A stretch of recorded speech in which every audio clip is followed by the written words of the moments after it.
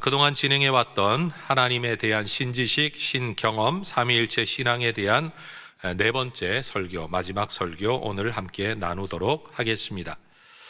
성도 여러분, 1989년 11월 9일 베를린 장벽이 무너졌는데 여러분 혹시 그때의 모습 기억하십니까?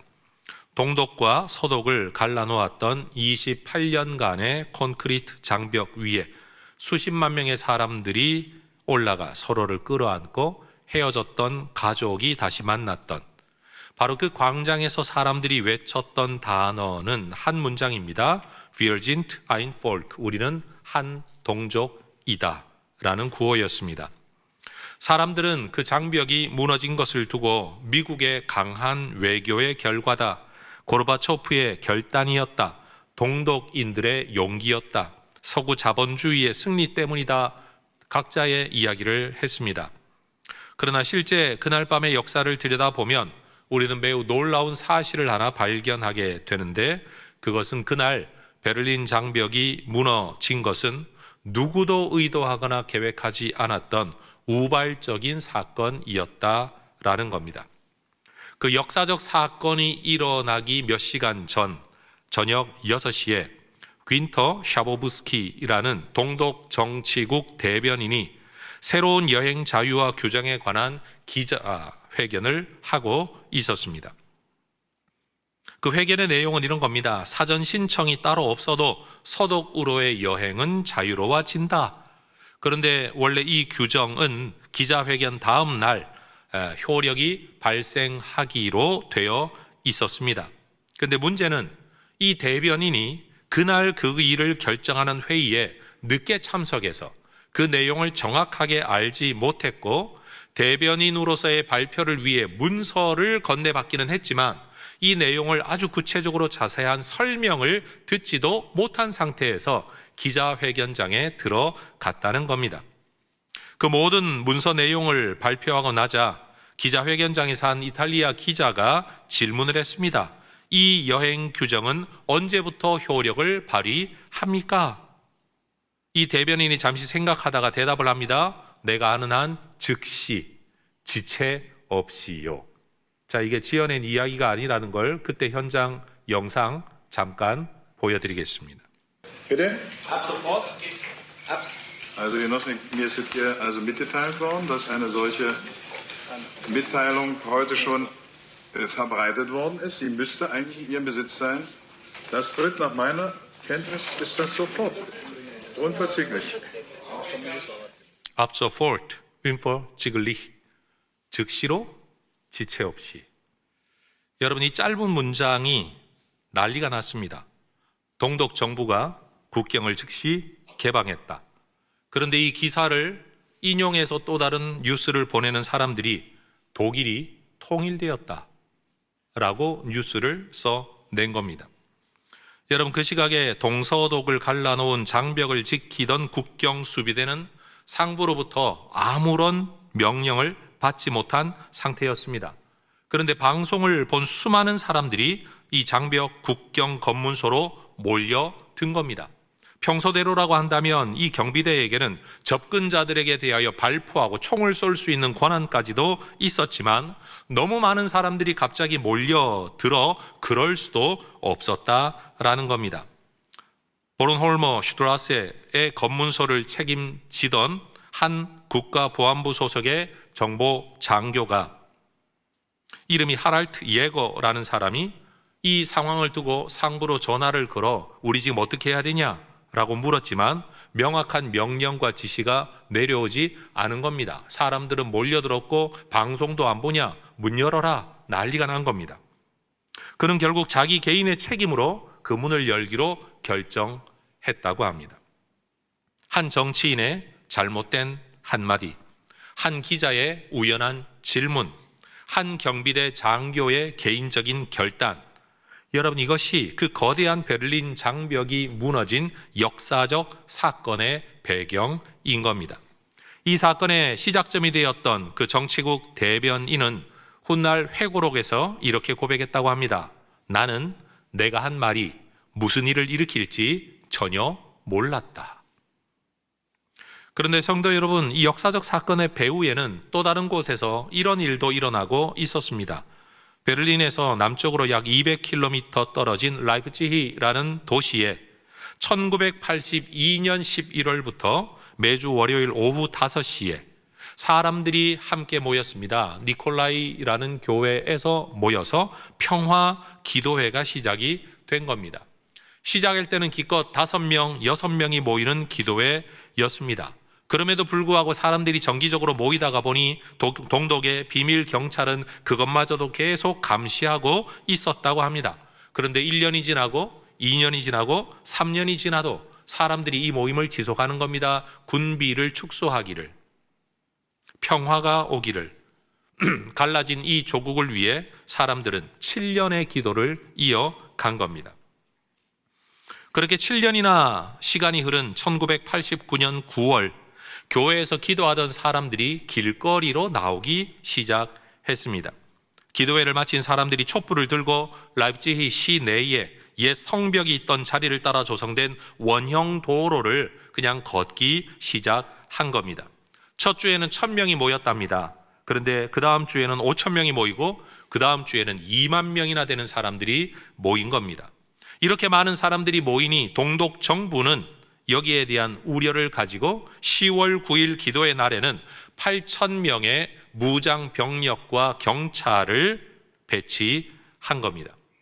여러분, 이렇게 무장 병력이 배치된 것을 두고 사람들이 염려하기 시작했습니다. 그때로부터 단 몇 달 전 6월 4일 우리가 잘 알고 있는 베이징 천안문 광장에서의 학살 사건이 있었기 때문에 민주화를 요구하는 사람들 앞에 여러분 총으로 난사했던 사건을 우리가 기억하지 않습니까?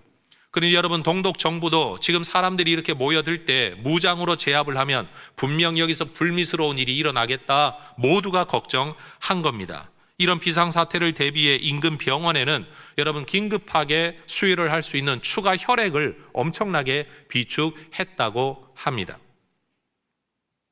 그날 라이프치히 모인 시위대는 7만 명이나 되었다고 하는데 그들이 외친 구호는 하나였다고 합니다. 카이네 게발트, 폭력을 반대한다, 비폭력이라는 구호. 그런데 그 8,000명의 무장병력 앞에서 7만 명의 시위대는 돌 하나도 던지지 않았고 그날 밤 단 한 발의 총성도 울리지 않았다고 합니다. 그날부터 정확히 31일 후에 바로 그 역사적 사건, 우발적 사건, 베를린 장벽이 허물어진 겁니다. 그 니콜라이 교회를 담임했던 크리스찬 퓨이러라는 목사님, 이 일에 대하여 훗날 이렇게 증언했다고 합니다. 나는 평생토록 예수님의 산상수훈에 진심으로 감사할 것입니다. 산상수훈이 그 거대한 일을 해냈습니다. 비폭력의 정신이 라이프치히를 바꿨고 동독을 바꿨고 결국 세계를 바꿨습니다.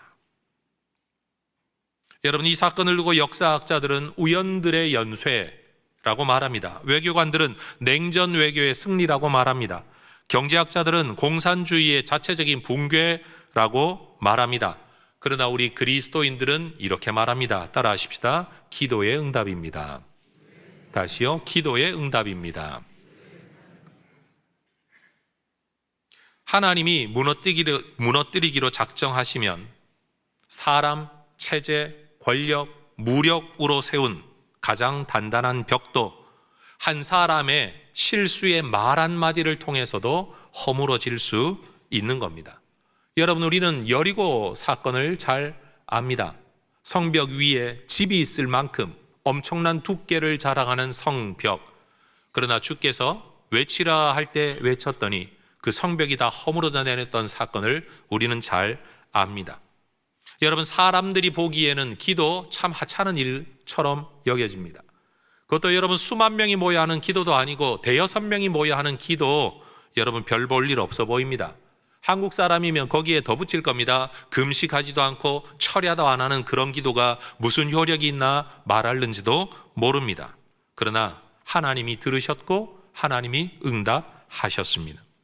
여러분, 한 정치인이 자기 입에서 흘러나온 그 몇 마디의 말의 영향력, 파급 효과를 몰랐습니다. 마찬가지로 한 교회에서 기도를 시작했던 그 대여섯 명의 사람들도 그 작은 시작이 무슨 결과를 만들어냈는지 전혀 알지 못했을 것입니다. 그렇습니다.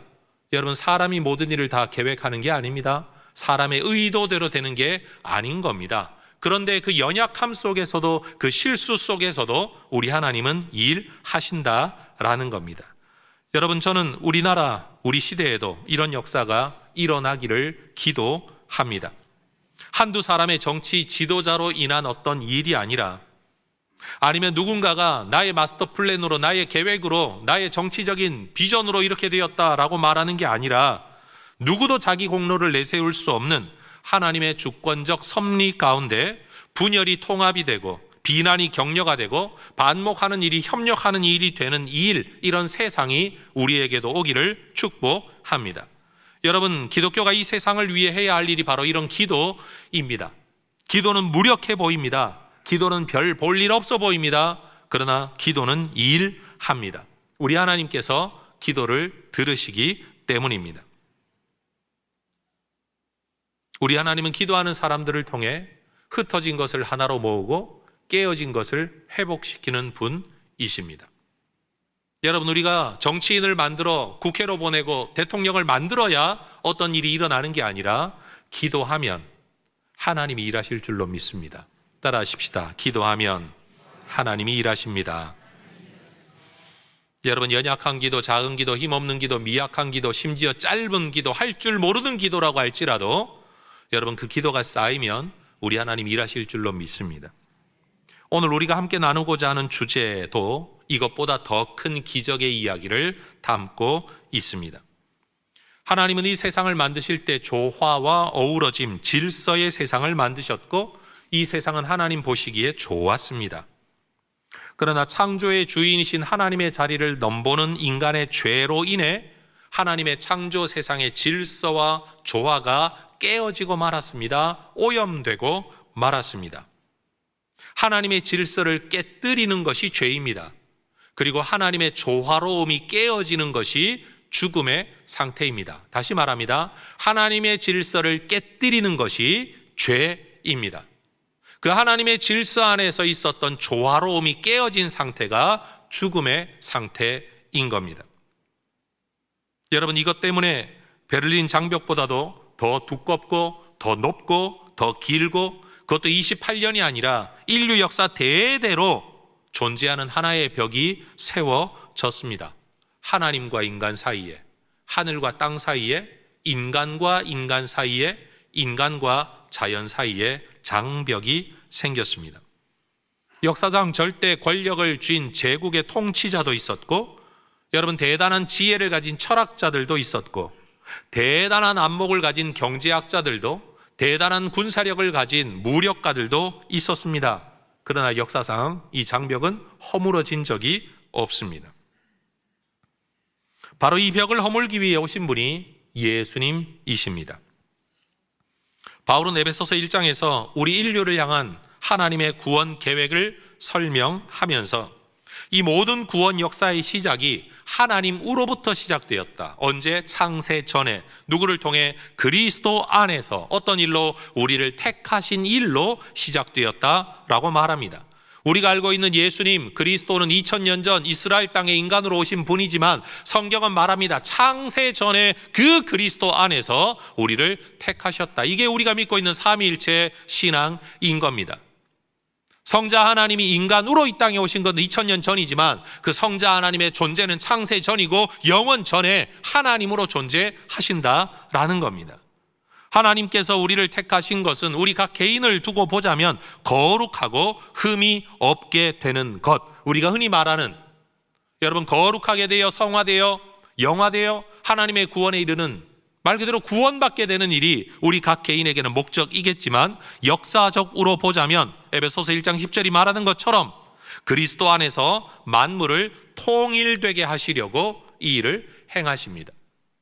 여러분, 우리는 예수님이 이 땅에 오셔서 십자가를 지신 이유가 뭐냐? 나를 구원하시기 위해서다라고 이야기합니다. 이게 우리가 믿고 있는 신앙 고백입니다.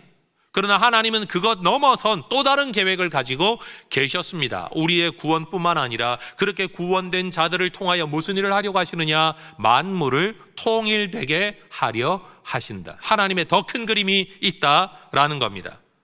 여러분, 이 통일이라는 단어는 다시 머리 안에 질서를 잡는 일, 이게 통일이라는 단어가 가지고 있는 헬라어의 조합입니다. 흩어진 것을 하나의 머리 안에 요약하고 통합한다라는 의미인 겁니다. 바울이 이 단어를 쓸 때 여러분 그 로마 시대에는 여러분 이 단어를 수사학에서 사용을 했는데 어떨 때 사용했는가 하면 긴 연설을 마치면서 그 핵심을 마지막에 요약하는 일을 두고 이걸 통일한다, 요약한다, 영어로 말하면 썸머리한다 라고 이야기를 한 겁니다. 여러분, 하나님은 깨어졌던 모든 것을 그리스도 안에서 다시 회복하시고 질서를 부여해, 다시 말해 깨어진 질서를 다시 부여하여 하나님 보시기에 좋았던 때로 다시 만드는 일, 이걸 만물의 통일이라고 말씀하시는 겁니다. 여러분, 통일이라는 단어가 하나가 아니라는 것을 다시 한번 저는 강조하고 싶습니다. 하나를 만든다는 게 아니라 깨어진 질서를 다시 질서 안으로 회복시킨다. 역량 회복, 많이 잃어버렸던 것들을 다시 회복시킨다라는 겁니다. 여러분, 우리가 살아가고 있는 이 세상은 엄청난 과학적 질서 안에 유지되고 있습니다. 그러나 알아야 됩니다. 손상을 입은 과학적 질서입니다. 깨어진 질서입니다. 이게 회복되어졌을 때는 정말로 어떤 자연재해도 없고 그 어떠한 이상현상도 없는 하나님의 보시기에 좋은 시대가 도래하게 될 것입니다. 이러한 통일이 이루어지는 방법을 골로새서 1장 20절에서 이야기하고 있는 거죠. 따라하십시다. 십자가의 피, 화평, 만물, 화목. 여러분, 이런 단어들이 이 골로새서 1장 20절의 중요한 핵심 표현들입니다. 여러분, 하나님이 만들려고 하시는 화목의 방편은 십자가의 피입니다. 세상의 평화는 강자의 힘으로 약자를 누를 때, 여러분 각 개인이 가지고 있는 개별성을 다 억압하고 여러분 지도자가 가지고 있는 하나의 뜻으로만 진행할 때 세상에는 평화가 임합니다. 로마 제국이 만들었던 팍스 로마나가 그런 평화였습니다. 그러나 하나님이 만드는 평화는 정반대입니다. 강자이신 하나님이 약자를 억누르는 게 아니라 강자이신 하나님이 오히려 약자가 되시고 여러분 그들을 대신하여 희생하시고 자신의 피로 중재하여 만드는 평화, 그게 바로 십자가의 피로 만드시는 하나님의 평화입니다. 그리고 화목의 대상은 만물입니다. 사람만 대상으로 하는 게 아닙니다. 하나님의 구원은 사람만 천국 가면 되는 게 절대 아닙니다. 창세기 3장에서 인간이 타락한 순간 깨어진 것은 하나님과 인간 사이의 관계, 인간과 인간의 관계, 여러분 인간과 만물의 관계, 자연과 하나님의 관계, 모든 것들이 깨어지고 오염되어졌습니다. 그래서 로마서 8장 22절에서는 그렇게 깨어진 현재의 상태를 일컬어 여러분 모든 피조 세계가 탄식하며 고통을 겪고 있다라고 말합니다. 우리가 보기에 너무 아름다운 자연인데 여러분 이 자연 속에 있는 탄식이 있다는 사실을 성경은 우리에게 가르쳐 주는 겁니다. 그리스도의 십자가는 깨어지고 오염된 하나님의 창조 세계를 회복하는 사건입니다. 다시 말해 한 사람의 영혼만 구원하시는 게 아니라 여러분 우주 전체, 하나님이 만드셨던 우주 전체 피조 세계 전체를 회복하는 사건인 겁니다. 여러분 성경을 자세히 읽어보십시오. 우리가 예수를 믿으면 죽어 천당 간다, 천국 간다 그러고 끝나는 게 아니라 여러분 하나님의 모든 피조 세계가 여러분 새롭게 만들어지는 때가 온다라고 성경은 분명히 기록하고 있습니다. 그리고 하나님이 원하시는 이 모든 화목의 통로, 새로운 질서의 통일의 통로는 오직 예수뿐이라고 오늘 골로새서는 이야기합니다. 우린 흔히 교회가 하나가 되려면 어떻게 해야 됩니까? 라는 질문을 합니다. 그러나 성경의 대답은 명확합니다. 그것은 오직 그리스도를 통해 그리스도 안에서만, 그리스도를 말미암아서만 가능하다. 질문 한번 해보겠습니다. 여러분 생각으로만 대답해 보십시오. 여기 있는 우리가 정치 성향이 같아지면 우리가 하나님과 화목하게 될까요? 우리끼리의 성향이 같아지면 여러분 다른 인종, 다른 나라, 다른 민족들과 우리가 화목할 수 있을까요? 이 땅에서 말하는 대부분의 화목과 통일성은 우리끼리입니다. 또 다른 개별성입니다. 또 다른 분열입니다. 또 다른 분파입니다. 그래서 우리를 강조하면 강조할수록 희한한 건 역사상 전쟁이 많았습니다. 우리를 강조하고 우리끼리를 강조하면 강조할수록 항상 전쟁이 일어났습니다. 그래서 여러분, 민족주의의 마지막은 민족과 민족의 전쟁으로 나타날 수밖에 없는 겁니다. 그래서 세력을 결집하고 사람들을 모으는 지도자가 오면 올수록 세상은 언제나 갈등과 분열이 일어났다는 사실을, 하나 되자, 연합하자, 통일되자라고 말을 하는데 그 뒤는 항상 오히려 분열과 갈등과 전쟁이 있었다는 사실을 우리는 역사적으로 깨달아야 합니다. 바울은 이 내용을 에베소서 2장에서 더 분명하게 이야기합니다. 에베소서 2장 14, 15, 16절 화면을 보면서 같이 한번 읽어 보겠습니다. 그는 우리의 화평이신지라 둘로 하나를 만드사 원수된 것 곧 중간에 막힌 담을 자기 육체로 허시고 법조문으로 된 계명의 율법을 폐하셨으니 이는 이 둘로 자기 안에서 한 새 사람을 지어 화평하게 하시고 또 십자가로 이 둘을 한 몸으로 하나님과 화목하게 하려 하심이라. 원수된 것을 십자가로 소멸하셨다. 원수라고 말하니까 자꾸만 인격적 어떤 사람 존재를 이야기하는데 그렇지 않습니다. 막힌 담과 원수는 같은 의미로 사용되고 있습니다.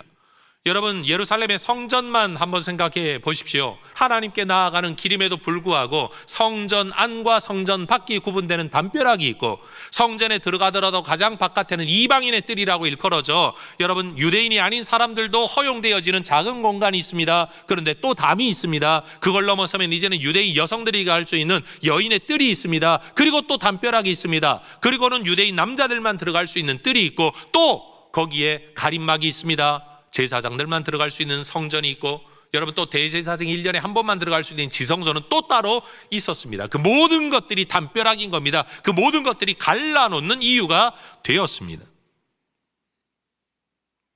예수님은 바로 이 담을 무너뜨리기 위해 오셨다라는 겁니다. 정말 놀라운 건 예수님을 정작 십자가에 못 박아 죽이려고 주도했었던 그 당시 대제사장, 당대 제사장 가야바, 그는 백성들을 설득하면서 요한복음 11장 50절에서 그렇게 말합니다. 한 사람이 백성을 위하여 죽어 온 민족이 망하지 않게 되는 것이 너희에게 유익하지 않냐? 여러분이 가야바의 의도는 이겁니다. 저 예수를 잡아 죽여야 우리가 로마로부터 해를 입지 않게 된다. 죽여야 된다라는 말을 하기 위해서였습니다. 그런데 여러분, 그 인간의 실수의 말, 잘못된 말, 왜곡된 말을 우리 하나님께서는 어떻게 사용하셨습니까? 한 사람이 백성을 위하여 죽어 온 민족이 망하지 않게 된다. 십자가 사건입니다. 예수 한 분이 십자가에서 죽어 온 인류가 구원받게 되는 길이 열려지게 된 겁니다.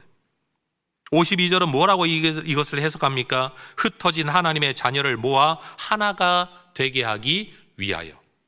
우리 흩어졌다 그러면 여행을 떠났다 이런 의미인데, 흩어전, 저는 이것을 좀 다른 표현으로 쓰고 싶습니다. 갈라진, 찢어진, 분열된 하나님의 백성들을 여러분 모아서 하나가 되게 하려고 예수님이 십자가에 죽으셨다는 겁니다. 바울은 그리스도 안에 있으면서도 이 하나됨을 인식하지 못하고 계속 분열, 나누어짐, 찢어짐, 갈라짐 속에 살아가고 있는 고린도 교회 성도들을 책망했습니다. 고린도 교회의 분열은 표면적으로 보면 지도자에 대한 선호도 차이처럼 보여질 수 있습니다. 바울파, 아볼로파, 베드로파, 그리스도파. 여러분, 오늘날도 그렇지 않습니까? 나는 이 목사님이 좀 더 좋아. 나는 이 목사님을 통해 은혜를 받았어. 나는 이 목사님의 설교가 내 귀에 더 잘 들려. 여러분, 얼마든지 있을 수 있는 일 아닙니까? 그게 아니라면 각 지도자의 설교의 핵심 주제나 신학적 강조점에 따른 차이일 수도 있습니다. 여러분, 사도 바울은 십자가를 그렇게 강조했습니다. 아볼로는요, 알렉산드리아식의 지혜를 훈련받은 사람이라 그는 말에 능한 사람, 언변이 뛰어난 사람이라 그랬습니다. 질문 한번 해보십시다. 여러분은 사도 바울처럼 말 잘 못하는 설교자가 좋습니까? 아볼로처럼 말 잘하는 설교자가 좋습니까? 여기에서부터 이미 우리는 한쪽을 선호하게 되는 겁니다. 한 걸음 더 들어가 보십시다. 바울은 주로 이방인들에게 복음을 전했습니다. 할례 필요 없다, 율법 필요 없다, 예수 믿으면 구원받는다. 근데 여러분, 베드로는요, 주로 유대인들에게 복음을 전했습니다. 유대인으로서 이거 다 지키면서 예수 믿으면 구원받는다 이야기를 했습니다. 어떤 사람들은 문화적으로 전통적으로 베드로를 선호하는 사람들도 분명히 있었을 겁니다. 아마 그 시대 그리스도인들에게 누군가가 인터뷰를 한다고 치십시다. 당신들은 왜 이렇게 자꾸 파당을 만드냐? 라고 말하면 아마 그 가운데 누구도 아니 우리는 파당을 만들려고 그런 게 아니에요 라고 대답을 했을 겁니다. 그런데도 바울은 이 상황을 분쟁이라는 단어로 설명합니다. 분쟁, 헝겊이 찢어지는 것. 이 상태를 일컫는 단어가 분쟁입니다. 천이 찢어진 상태.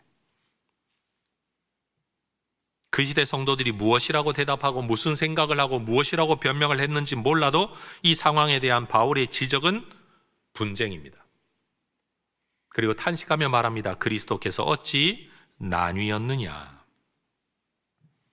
한 신학자가 이런 말을 했습니다. 대부분의 신학 논쟁은 사실상 삼위일체의 어느 위격을 강조하느냐의 문제에서 비롯된다. 성부를 강조하냐, 성자를 강조하냐, 성령을 강조하냐에서 신학적인 논쟁이 나왔다라는 겁니다. 자신이 강조하는 위격의 렌즈로만 성경을 읽을 때 그것이 선입견이 되어 대화 자체를 불가능하게 만든다. 맞죠, 여러분?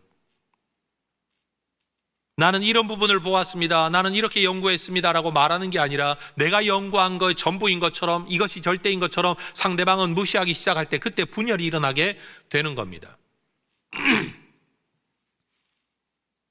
2000년 교회 역사 속에서의 신학적인 논쟁은 대부분 이런 분위기로 진행이 되었습니다. 예를 들면 이런 거죠. 내가 연구하다가 보니 나는 이런 하나님의 역사, 하나님의 은혜를 발견하게 되었다. 그럼 옆에 있는 사람이 네가 틀렸다 이게 아니라 너의 연구를 통해 하나님의 이 부분이 부각되어졌구나. 대단하다, 훌륭하다. 근데 나는 연구를 해보니 내 짧은 인간의 지식으로 하나님을 다 담을 수는 없지만 내가 성경을 연구해보니 하나님의 이 부분이 부각이 되더라. 그럼 옆에서도 박수를 쳐야 되겠죠. 나와 너의 연구를 통해 하나님의 많은 모습 중에 일부분이 더 부각되어졌구나. 깨달아지게 되었구나. 여러분, 우리는 그렇게 서로의 존재를 인정하고 살아가야 합니다. 지난주일 제가 설교에서 강조했던 내용 기억하십니까? 내가 틀린 것은 아니지만 나는 부분일 뿐이다. 따라하십시다. 내가 틀린 것은 아니지만 부분일 뿐이다. 바로 그거예요. 내가 하나님을 안다고 해서 하나님의 모든 것을 다 아는 게 아니고 내가 하나님을 경험했다고 해서 하나님의 모든 능력을 다 경험한 것은 아니라는 겁니다. 그러니 여러분, 우리가 서로 간에 있는 존재 가치를 어떻게 인정을 해야 합니까? 우리가 함께 모일 때 우리는 하나님을 더 깊이 더 많이 알 수 있습니다. 두 사람 만남보다는 세 사람 만남이 낫고 세 사람보다는 100명이 나은 게 왜 그렇습니까? 서로 경험한 하나님의 역사가 더 풍요해지기 때문인 겁니다. 내가 보지 못한 그리스도의 다른 얼굴, 하나님의 다른 모습을 또 다른 성도들이 볼 수 있다는 사실을 인정해야 하는 겁니다. 그래서 예수님께서는 우리를 위해 기도하십니다. 요한복음 17장의 말씀을 보면 여러분, 이 땅을 떠나시기 전에 예수님이 제자들과 이후에 올 그리스도인들을 위한 마지막 기도를 올리시는데 우리는 이것을 제사장적 기도라고 말합니다. 아버지께서 내 안에 계시고 내가 아버지 안에 있는 것 같이 그들도 다 하나가 되어 우리 안에 있게 하옵소서. 세상으로 아버지께서 나를 보내신 것을 믿게 하옵소서. 내게 주신 영광을 내가 그들에게 주었습니다. 왜? 이는 우리가 하나가 된 것 같이 그들도 하나가 되게 하려고 내가 내 영광을 그들에게 준 것입니다. 예수님은 제자들에게 직설적으로 하나가 되라 라고 명령하지 않으시고 오히려 그들이 하나인 것을 알게 해달라고 여러분 기도하십니다. 여러분, 하나됨은, 교회와 성도의 하나됨은 우리 그리스도인들이 이루어내어야 할 인간적 과제가 아닙니다. 다시 말합니다. 우리의 하나됨은 우리가 추구하고 노력해서 만들어내어야 할 인간적 과제가 아닙니다. 하나님이 이미 우리 안에 이루어 주신 신적 사건입니다. 여러분, 교회의 하나됨은 우리의 노력으로 만들어지는 게 아니라 그리스도 십자가로 만들어지는 겁니다. 우리가 그것을 모르고 있어서 계속 분열된 상태를 살아가고 있는 것이지, 그걸 깊이 알게 된다면, 그리스도를 통한 만물의 통일을 꿈꾸시는 하나님의 뜻을 알게 된다면 우리는 하나인 것을 인식하며 살아갈 수 있게 될 것입니다. 삼위일체적 하나됨이 교회 하나됨의 원형이고 기준인 거죠. 그래서 교회 하나됨은 제도적 통일이 아닙니다. 장로교 침내고 다 없어져야 된다. 뭘 모르는 분들입니다.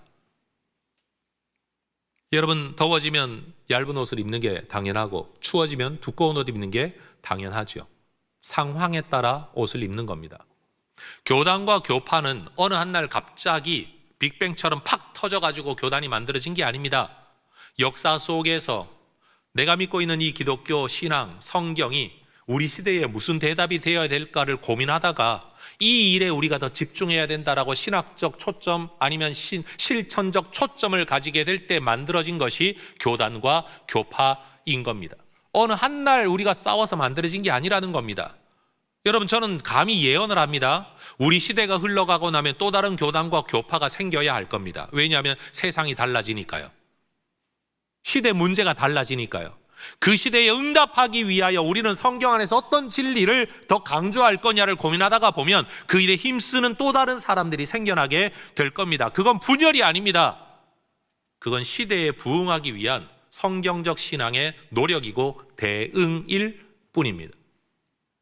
그러니 여러분, 교단과 교파를 가지고 분열을 논하는 것 자체는 저는 신학을 모르고 역사를 모르는 사람들의 이야기다라고 말하고 싶은 겁니다. 오히려 제가 말하고 싶은 건 이겁니다. 교단이 다르고 신학이 다르고 교파가 다르다고 할지라도 우리는 하나다라고 믿을 수 있고 생각할 수 있는 그 관점을 우리가 회복해야 된다라는 겁니다.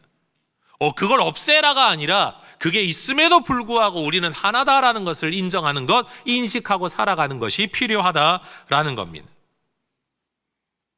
하나님께서는 교회 하나됨의 모습을 통해 세상에 뭔가 전하려고 하는 메시지가 있습니다. 우리가 하나라는 사실 자체를 인식하고 살아가는 우리의 삶을 통해 하나님이 하시려는 일이 또 있습니다. 요한복음 17장 23절을 보면 내가 그들 안에 있고 아버지께서 내 안에 계시어 그들로 온전함을 이루어 하나가 되게 하려 함은, 하나인 것을 기억하고 하나처럼 살게 하시는 목적이 뭐냐? 아버지께서 나를 보내신 것과 또 나를 사랑하신 같이 그들도 사랑하신 것을 세상이 알게 하려고. 요약하면 이겁니다. 우리가 하나인 것을 인식하며 살아갈 때 세상이 뭔가를 알게 된다라는 겁니다. 우리가 하나인 것을 모르고 행치 않고 살아가면 세상이 알게 되지 못한다라는 겁니다. 다시 말해, 교회의 하나됨은, 여러분, 그 하나됨의 인식과 실천은 교회 내부적 필요를 위한 것이 아닙니다. 하나님의 영광이 나타나는 방법이고 복음이 증거되는 통로입니다. 우리가 반드시 기억해야 될 진리가 바로 여기 있습니다. 여러분, 분열한 교회, 서로 인정하거나 존중하지 않는 교회는 그 자체로 하늘의 능력, 복음의 설득력을 잃어버리고 맙니다. 저는 우리 시대 대한민국 교회가 바로 이 잘못을 행하고 있다고 생각을 합니다. 믿지 않는 사람들이 보기에도 교회는 서로 사랑하는 공동체가 아니라 싸우는 공동체, 서로를 존중하는 공동체가 아니라 서로를 부정하고 비난하는 공동체, 하나라고 봐주기에는 예수를 믿고 같은 성경을 믿고 있는데 하나라고 말하기에는 너무 하나의 모습이 안 보이는 공동체, 이게 오늘날의 교회 아닙니까? 교인들은 진리라고 말하지만 사실 우리가 가지고 있는 진리가 파편적 진리라는 사실을 인정해야 합니다. 팀 켈러 목사님이 이렇게 말했습니다. 세상이 교회의 분열을 볼 때 그들은 복음을 믿을 이유를 잃어버린다. 그러나 교회가 서로 다른 배경을 가진 사람들이 사랑으로 하나된 모습을 보여줄 때 그것 자체가 복음의 증거가 된다. 한국 사람이 한국 사람이기 때문에 잘해주고, 여러분, 이주 노동자들이나 외국인들을 대하여서 비인격적인 태도를 가질 때 이건 우리가 하나됨이라는 모습을 발견할 수 없는 거죠. 우리나라 사람이든 외국인이든 인간 대 인간으로서 도움 필요한 자에게 도움 줄 수 있는 자가 여러분 배려하는 것, 이게 인류애 아닙니까? 이게 인간의 기본적인 소양이어야 되는 것 아닙니까? 그때 우리는 비로소 야, 사람은 다 똑같아 라는 말을 하게 되는 것 아닙니까? 우리 그리스도인들이 그래야 된다. 전 지금 그 이야기를 하고 싶은 겁니다. 여러분, 교회가 하나됨을 지키는 비결은 하나입니다. 그것은 그리스도를 알고 그리스도를 믿고 그리스도를 말하는 겁니다. 그리스도를 알고 그리스도를 믿고 그리스도를 말하는 사람들이 그리스도 이외의 다른 것들을 말하기 시작하면 우리는 또다시 나뉘게 될 겁니다. 지금 이 자리에 앉아있는 여러분, 여러분들은 예수를 통해 하나님을 믿고 하나님의 자녀가 되어 하나님께 예배하기 위해 이 자리에 앉아 있는 줄로 믿습니다. 맞습니까? 맞습니까? 사업하러 오신 거 아니죠? 싸우러 오신 것도 아니죠? 예. 그런데 여러분, 저는 지금 이 순간 5분 안에 여러분을 갈갈이 찢어 놓을 수 있습니다. 지금 대통령이 하는 일이 어떻다라는 평가를 제가 입 밖으로 내는 순간 여기 있는 분들은 빨간색과 파란색으로 나뉘게 될 겁니다. 제가 한 남자로서, 남편으로서 살아보니 아내들, 여자들 이런 문제가 있더라라는 말을 내가 몇 마디만 쏟아내면 남자와 여자로 즉각 나뉘게 될 겁니다. 제가 우리 앞전 세대, 이전 세대의 어른들에 대한 어떤 문제를 이야기하면서 답답하다, 고루하다, 여러분 이런 이야기를 쏟아내는 순간 여기 연로하신 어른들은 저를 전부 다 적으로 보실 겁니다.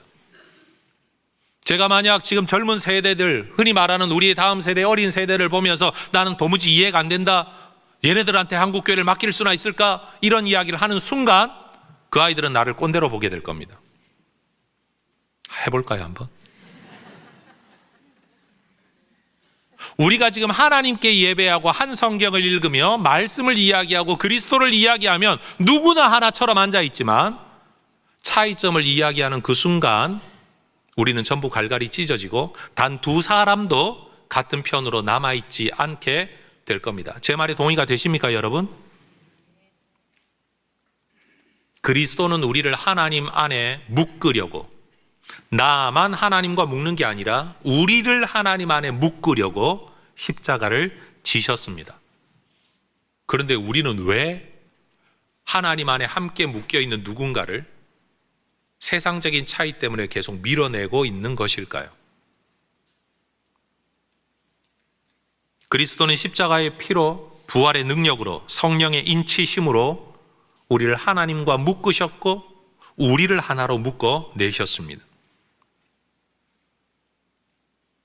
여러분, 그리스도인의 하나됨은 서로 간의 차이가 사라져서 만들어지는 하나됨이 아닙니다. 서로의 차이에도 불구하고 그리스도 때문에 그리스도 안에서 만들어지는 하나됨입니다. 질문 한번 해보겠습니다. 여러분, 한 부모에게서 태어난 형제 자매들, 여러분 성격이 똑같습니까? 습관이 같습니까? 식성 같은가요? 재능 같은가요? 관심사 같은가요? 체질 같은가요? 다 다를 겁니다. 그럼에도 우리는 하나, 한 가족이라고 말합니다. 같은 부모를 가지고 있다는 그 사실 안에서. 그래서 가족이 화목한 비결은 뭐냐? 다르구나라는 걸 인정하고 너는 틀렸고 내가 맞다고 말하지 않고 나는 나대로 너는 너대로 살아가는데 우리는 가족이다, 형제다, 이 생각을 하고 사는 게 올바른 가족인 줄로 믿습니다. 제 말 맞습니까, 여러분? 다른 것을 이야기하는 게 아니라 같은 것을 이야기하면서 그래서 너와 내가 어떤 관계를 맺어야 되냐? 이게 진짜 가족 관계라는 거예요. 하나님 나라 가족도 그래야 됩니다. 너와 내가 다르고 관심사가 다르고 강조점이 다르고 뭐가 다른데 다 다른데도 불구하고 너와 내가 한 반석 위에 서 있다. 예수 피로 우리는 다 한 가족이 되었다. 하나님을 우리의 아버지라고 같이 부르고 있다. 여러분, 우리를 하나로 묶는 것은 우리가 비슷해져서가 아닙니다. 하나님이 추구하시는 하나됨은 다양성을 없애는 획일성이 아닙니다. 다양성을 그대로 두신 채 그리스도 때문에 그리스도 안에서 묶어내시는 겁니다. 주님이 이 일을 이루셨습니다. 하나님께서 성도들의 기도를 통해 한 나라의 그런 역사를 이루셨습니다.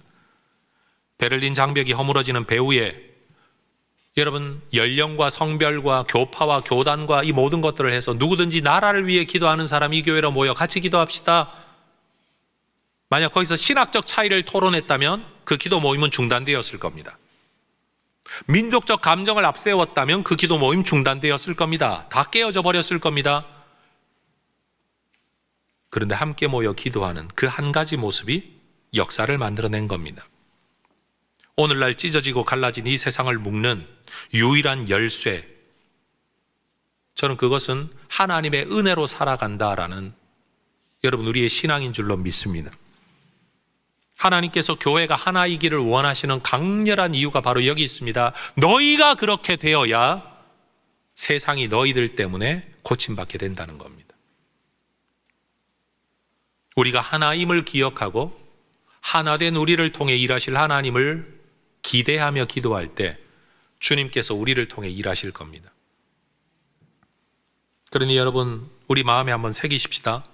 내 목소리 옳다고 높이기 전에 그리스도가 옳다, 내가 옳다고 말하기 전에 그리스도가 옳다고 더 많이 말하는 성도 여러분 되시기를 축복합니다. 나는 이렇다라고 말하는 것보다 주님은 이런 분이다라고 더 많이 이야기할 수 있기를 축복합니다. 내 스타일은 이거다라고 말하기 전에 우리 하나님은 어떤 스타일이든 다 품어주신다라고 말할 수 있기를 소망합니다. 여러분, 사람들은 지금도 아담의 죄성을 그대로 물려받아 살아갑니다. 그게 어떻게 나타나는 거죠? 이 모든 피조 세상의 중심에 내가 있고 싶어지는, 하나님처럼 되어 내가 저 자리에 가면 온 세상이 나를 바라볼 것만 같은, 이게 아담의 죄성 아닙니까? 오늘 우리는요, 마찬가지입니다. 여전히 내가 중심이 되려고 합니다. 애들 표현을 하면 센터 의식이 우리에게 다 있는 겁니다.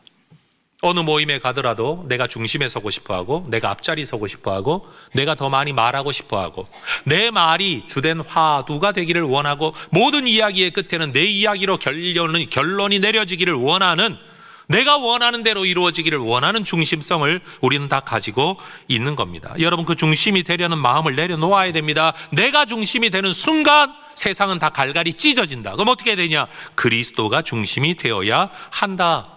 우리는 이런 꿈을 가지고 있습니다. 기준이라고 외치면 모두가 내 중심으로 다 모여들기를 우리는 원합니다. 그러나 여러분, 내가 기준을 외치는 순간 여기 앉아있는 모든 사람들이 다 자기 손 들고 기준을 외칠 겁니다. 절대로 정렬이 이루어질 수 없습니다. 여러분, 그리스도가 기준이라고 외치는 성경 안에 우리가 모여야 됩니다.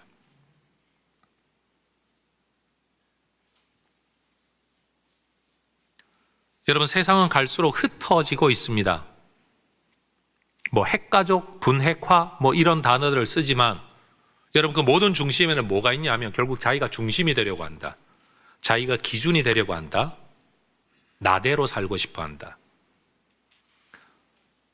여러분, 젊은 목회자들을 멘토링하면서, 제가 젊다는 말을 쓰니까 벌써 나이 든 티가 팍 나네요. 30, 40대 목회자들을 멘토링하면서 느끼는 제일 큰 당혹스러움은 지적받는 건 다 싫어하고 칭찬과 격려받기를 좋아한다는 사실입니다. 자기를 고치기를 원치 않고 있는 이대로 하나님이 써주시기를 원하는 마음이 크다는 것을 발견할 때입니다. 저도 마찬가지였던 것 같습니다. 그런데 그 마음에 더 깊이 들어가 보면 내가 틀리지 않았다, 내가 옳다, 내가 기준이다, 내가 중심이다, 내 것이 효력을 발휘하기를 원하는 것, 내가 맞춰 들어가기를 원하는 게 아니라 사람들이 맞춰 들어오기를 우리는 다 원하는 것 같습니다. 목회를 하고 있는 지금 저도 사실은 똑같은 꿈과 기도를 하고 있습니다. 성도들이 나한테 좀 맞춰주면 좋겠다. 장로님들이 내 생각을 좀 이해하고 따라와주면 좋겠다. 여러분, 자녀들이 출가할 때 부모들은 섭섭함, 서운함, 뭐라고 말할 수 없는 마음의 감정의 미묘함을 느낍니다. 당연하죠. 태어나서부터 지금까지 품고 살았던 자녀를 떠나보내야 되니까요. 근데 여러분, 그 중심에도 인간의 죄성이 있는 거 아십니까? 내 중심에서 모두가 모였었는데, 내 중심에서 모든 것들이 유지하고 있었는데 어느 날 내 중심을 벗어나 다른 데로 나간다? 여러분, 이 상실감이라는 게 생기는 거예요. 상실감은요, 긍정적인 사랑에서만 오는 게 아니에요. 인간의 자기 중심성에서도 오는 거예요. 여러분, 직장 생활하다가 은퇴하신 분들이 느끼는 마음의 가장 큰 어려움이 바로 그거 아닙니까? 경력과 직위와 경험을 가지고, 여러분, 어쨌든 내가 기준이라고 말하면 내 뒤에 몇 명이라도 붙어 있었단 말이에요. 근데 여러분, 퇴직을 하는 순간부터 아무도 내 뒤에 없어요. 전화하면 안 받아요. 내가 말하려고 하는 말을 들으려고 하는 사람이 없어요. 여러분, 그 상실감 어떡할 겁니까? 여러분, 저는 아직 은퇴할 시간이 멀리 남아있지만 저는 가끔 그런 생각을 합니다. 언젠가 내가 내 후임자에게 설교 자리, 강단을 다 내어주고 내가 물러나 앉아야 할 때가 분명히 올 터인데, 그때 내가 앉아있을 때 나는 어떤 마음과 감정을 가지게 될까를 혼자 한번 상상을 해봅니다. 그때 이런 마음이 들 것 같아요. 저 자리 원래 내 자리였는데, 성도들 전부 다 내 설교 듣고 있었는데, 내 말 한마디에 웃고 울고 은혜 받았다 그러고 하나님이 나를 통해서들을 먹이셨는데 지금 나는 뭔가? 저는 99.9% 상실감을 느끼게 될 거라고 예측하고 있습니다. 여러분, 그때 제가 엉뚱한 짓 하지 않도록 잘 붙들어 주시기를 미리 부탁을 드립니다. 그건 목사이든 성도이든 엄마이든 아빠이든 아내이든 남편이든 아이들이든 누구든 가지고 있는 자기 중심성의 삶에 익숙해져 있다가 그 중심성에서 벗어날 때 경험할 수밖에 없는 상실감인 겁니다. 그러니 여러분, 우리는 지금부터 생각해야 됩니다. 내 중심으로 자꾸 생각하고 이걸 당연한 것, 익숙한 걸로 여길 게 아니라 그리스도 중심, 그리고 나를 뒤로 한 발짝 물러서게 만드는 의도적인 영성 훈련이 우리에게 필요하다라는 겁니다. 여러분, 자녀를 양육하는 데 있어서도 그리스도를 중심에 앞세우고 한 발 뒤로 물러서시기를 축복합니다. 왜 아멘이 없으시죠? 여전히 주인이고 싶으세요? 그러나 여러분, 분명히 기억하십시오. 책임지실 수 있습니까? 자녀를 책임지실 수 있습니까? 저는 못 집니다. 그럼 주님께 맡기고 한 발 물러섬이 마땅합니다. 여러분, 세상 정치에 대하여 그렇게 목소리 높이고 싶으십니까? 여러분께 맡겨드리면 책임지실 수 있습니까? 저는 어떤 정치인도 제 이 도발적 질문에 대답 못할 거라고 생각합니다. 그런데도 맡겨달랍니다. 가짠죠. 책임도 못 질 거면서 날마다 맡겨달랍니다. 그러나 저는 기도할 수밖에 없습니다. 누가 맡든지 하나님께서 이 나라의 주인이십니다. 주님께서 붙들어 주시기를, 저들을 사용해서 바른 길 가게 해 주시기를 저는 기도할 수밖에 없습니다. 여러분, 교회를 목사가 맡고 있습니까? 여러분은 그렇게 생각하실 수 있지만 저는 날마다 기도합니다. 하나님, 내 뜻대로 안 됩니다. 내 마음대로 안 됩니다. 어떻게 가야 될지도 나는 모릅니다. 나는 책임자가 아닙니다. 그래서 잘 쓰는 표현이 이겁니다. 하나님, 주님이 담임 목사님이시고 나는 부목사입니다. 여러분, 우리의 삶에 대하여 이런 마음을 우리 모두가 가질 수 있기를 소망합니다. 그래서 자기중심성을 가진 사람들은 외로울 수밖에 없습니다. 살면 살수록 자기가 기준이고 내 중심으로 사람들이 모여들어야 되는데 모여들지 않으니까 끊임없는 상실감, 외로움을 가지게 되는 겁니다. 여러분, 우리 그리스도인들은 다른 길을 걷기로 부름받은 사람들입니다. 자기를 기준이라 여기지 않고 말씀을 기준이라 여기고 그리스도를 기준이라 여기고 하나님을 기준으로 여기고 따라가겠다라고 결심한 사람들이 그리스도인들인 겁니다. 그래서 여러분, 그리스도인들은 그리스도를 따르는 사람들, Jesus follower를 그리스도인이라고 말을 하는 겁니다. 자기가 센터가 아닌 겁니다. 그리스도를 따르는 사람들. 여러분, 세상이 흩어질수록 여러분, 우리가 세상을 모으게 만드는 하나님의 종들이 될 수 있기를 소망합니다. 우리가 가는 곳에는 어디든지 분열이 일어나는 게 아니라 여러분, 연합이 일어나는 하나님의 도구들이 되면 참 좋겠습니다.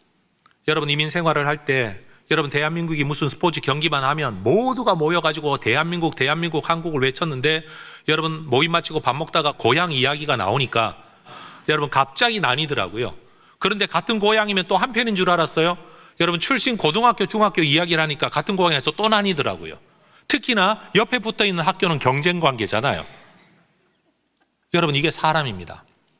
같은 걸 바라보고 모이면 하나가 될 수 있지만 다른 이야기를 하면 할수록 우리는 갈라질 수밖에 없는 존재.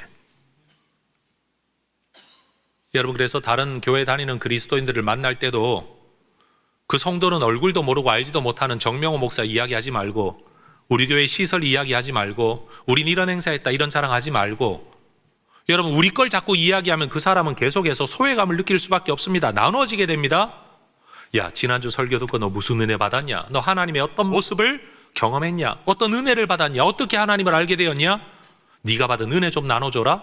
만약 그 이야기를 나누게 된다면 여러분, 전 세계 어디에 흩어져 있는 성도들이라도 우리는 하나로 연합될 줄로 믿습니다.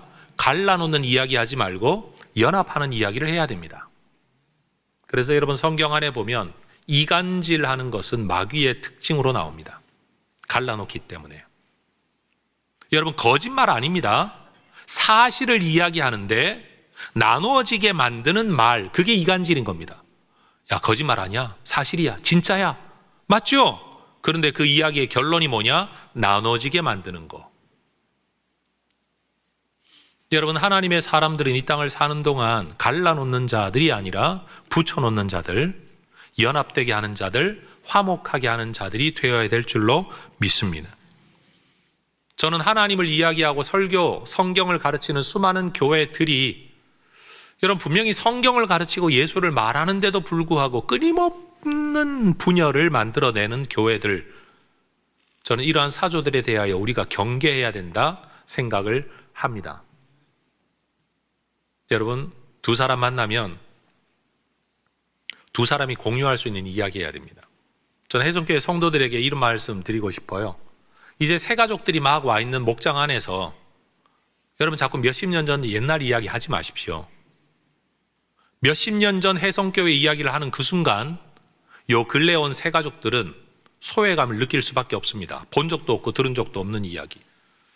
뭐 과거를 좀 이야기해 주세요. 이게 어땠었어요? 라고 말을 하면 과거 역사를 내가 듣고 나도 거기 동참하겠다. 이 역사를 내 역사로 받겠다라는 마음의 준비라도 되어 있으니까 괜찮은데, 그게 아니라 자꾸만 옛날 이야기하고 옛날 사람들 이야기하고 있으면 여러분, 나는 은연중에 이 사람을 왕따시키고 있는 겁니다. 그래서 목장 모임, 좋은 말 다 했는데도 불구하고 속으로 목장 모임 안에서 자꾸만 소외감을 느끼게 되는 일이 일어나는 겁니다. 그건 영적인 일인 겁니다. 목자들은 지혜로워야 됩니다.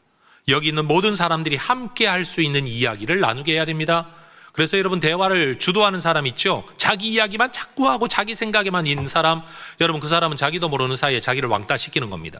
자기가 자기를 왕따시키는 겁니다. 함께 나눌 수 있는 이야기요. 내 사례와 케이스를 이야기하더라도 누구나 경험할 수 있는, 공감할 수 있는 공통된 이야기를 하나의 사례로 이야기해야 공감이 일어나는 겁니다. 전 우리 해성교회가 그렇게 서로가 서로를 품어 안을 수 있는 하나됨을 지켜가는, 인식하고 지켜가는 교회가 될 수 있기를 바랍니다. 여러분, 7년 동안 묵묵히 지켰던 성도들의 연합의 기도가 여러분 갈라놓았던 장벽을 무너뜨렸다는 이 역사적 사건, 전 우리 시대에 이런 일이 일어나면 참 좋겠습니다. 세상은 갈수록 자기 진영을 짭니다. 그래야 자기가 중심이 되니까요. 어느 당 안에서도 내가 깃발 한번 들었더니만 나를 왕따시킨다?